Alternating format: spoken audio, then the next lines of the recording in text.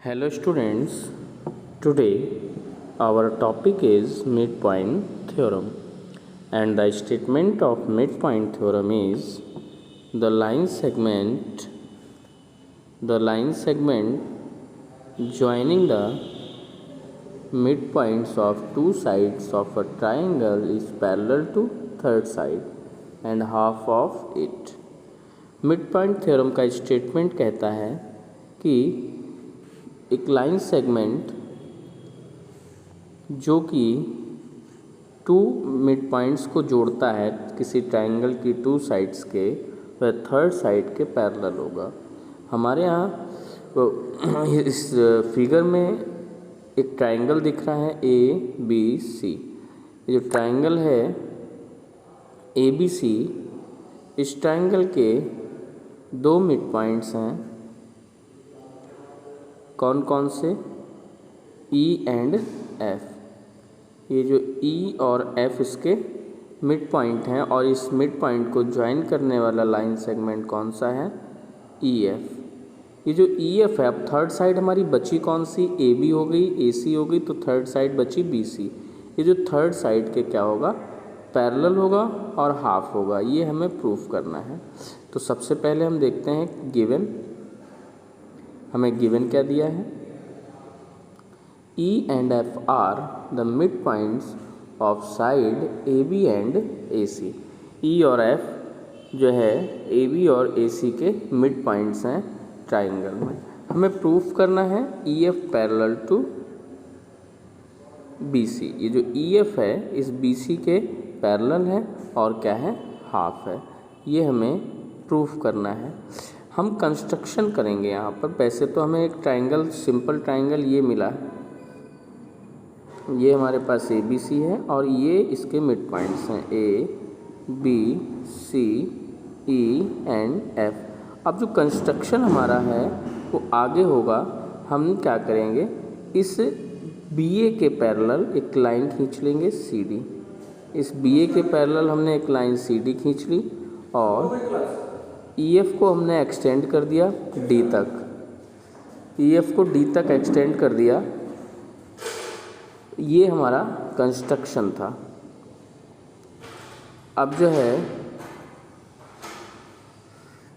Construction में हमने draw CD parallel to BA and EF extended to point D। हमने CD जो है किसके पैरेलल खींचा? ये जो लाइन हमारी BA है ये इसके CD इसके पैरेलल खींचा और EF को जो है पॉइंट D तक हमने एक्सटेंड कर दिया। अब हम सॉल्यूशन पे आते हैं। हमें कितने ट्रायंगल यहाँ पर दिख रहे हैं? हमें टू ट्रायंगल्स दिख रहे हैं, एक तो AEF और दूसरा FCD। तो इन दोनों ही ट्रायंगल को हम लेकर के चलते हैं। तो सबसे पहला हम सॉल्यूशन में इन दोनों ही ट्रायंगल को ले लेते हैं। In triangle AEF and triangle FCD। हमारे पास जो एंगल है, ये दोनों एंगल्स को अगर हम देखें तो ये दोनों एंगल हमें कैसे नज़र आते हैं? हमें वर्टिकली अपोजिट नज़र आते हैं। यानी angle AFE equals to angle CFD। ये वर्टिकली अपोजिट एंगल हमारे हैं, तो ये इक्वल होंगे। अब जो है हम दूसरे में चलें तो ये जो AF और CF है ये कैसे हैं? इक्वल हैं। क्यों? क्योंकि F जो है मिड पॉइंट है। F हमारा मिड पॉइंट है किसका? AC का। तो मिड पॉइंट है तो हमारे पास AF और CF कैसे होंगे? इक्वल होंगे, क्योंकि मिड पॉइंट बिल्कुल मिडिल में होता है। इसके इधर की डिस्टेंस और इधर की डिस्टेंस कैसी होती है? इक्वल। तो ये जो साइड है हमारे पास AF और CF कैसी होगी? इक्वल होगी। तो AF इक्वल्स टू FC हमें गिवन दिया है, इक्वल है। और अब जो है आगे हम देखें इन दोनों एंगल्स के बारे में। अगर ये CD और BA पैरेलल लाइन है तो ये एंगल हमारे कैसे हो गए? ये एंगल हमारे अल्टरनेट इंटीरियर एंगल हो गए। Angle EAF equals to angle FCD alternate interior angles. तो हमारा कौन सा इसमें कॉन्ग्रुएंसी रूल लगेगा। देखिए इस ट्रायंगल की बात करें तो एंगल, साइड एंगल, तो एंगल साइड एंगल हमारा इसमें यूज़ हो गया। By angle side angle congruency rule, ये दोनों ट्रायंगल कैसे हो गए? कॉन्ग्रुएंट हो गए। जब ये कॉन्ग्रुएंट हो गए तो हमारे पास EF जो है, ये जो EF DF के इक्वल CP/CT से हो जाएगा और AE जो है CD के इक्वल CP/CT से हो जाएगा।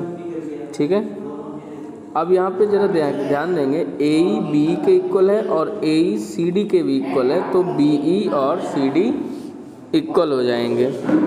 ठीक है, अब जो है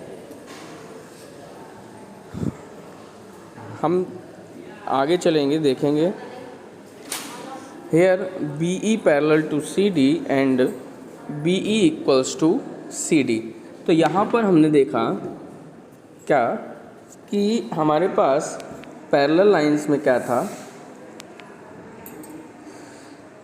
ये जो लाइन थी हमारे पास CD जो है BA के पैरेलल थी। ये जो लाइन थी CD किसके पैरेलल थी? BA के। और जो BE है, ये जो लाइन है, ये इस BA का ही तो पार्ट है। तो अगर हम BA पैरेलल है, BA CD के पैरेलल है, तो ये BE भी CD के पैरेलल हो जाएगी, क्योंकि इस तरह से इसको समझ लेते हैं, ये दोनों लाइनें पैरेलल हैं। अगर यहाँ पर हम ये इतनी लाइन की बात करें तो ये भी तो पैरेलल होगी, क्योंकि ये भी तो उस इनके बीच का भी डिस्टेंस कैसा होगा? सेम होगा। तो आगे चलते हैं। हमारे पास BE CD के पैरेलल भी हो गई और इक्वल भी हो गई। तो जब BE CD के पैरेलल हो गई और इक्वल हो गई तो इसको हम क्या कह सकते हैं? इस BCDE को पैरेललोग्राम, क्योंकि पैरेललोग्राम में हमारी अपोजिट एंगल्स इक्वल भी होती, अपोजिट पेयर्स इक्वल भी होते हैं और पैरेलल भी होते हैं। ठीक है, तो BCDE हमारा क्या हो गया? पैरेललोग्राम हो गया। अब जब BCDE पैरेललोग्राम हो गया तो अपोजिट साइड्स हमारी कैसी हो जाएंगी? इक्वल हो जाएंगी। यानी जो है ये पूरा ED किसके इक्वल हो जाएगा? BC के, और पैरेलल भी हो जाएगा। तो ED parallel to BC and ED equals to BC। अब आप जरा यहाँ देखते हैं, अगर ये जो ED BC के पैरेलल है तो EF जो है ये भी तो BC के पैरेलल हो जाएगा, क्योंकि पॉइंट F जो है ED पर ही तो है, लाई कर रहा है। तो अगर ED जो है BC के पैरेलल होगा तो EF भी क्या हो जाएगा? BC के पैरेलल हो जाएगा। If ED parallel to BC then EF parallel to BC। अब हम आगे चलते हैं।